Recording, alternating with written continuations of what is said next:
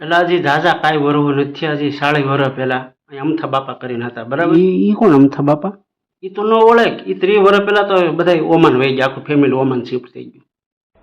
એ આખું પ્રકરણ બીજું છે. એવું પેલા વાત સાંભળી એ બાપાને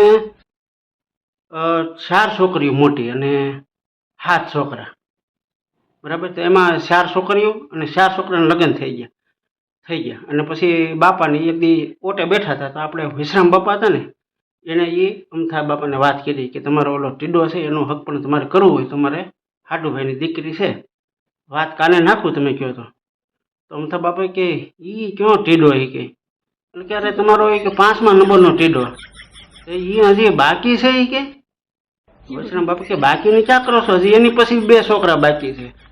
એટલે તો હજી તો ઝાઝુ લપસિંદર બાકી છે. મને તો હાવ વેમબારું રહી ગયું.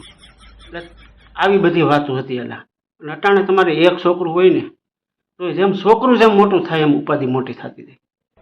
ત્યારે એને ખબર નહોતી, બારો બાર હાવ મોકળા બધા પૌણી જતા, ખબર ન હોય બાપને કઈ પૌણી એટલા બાકી છે.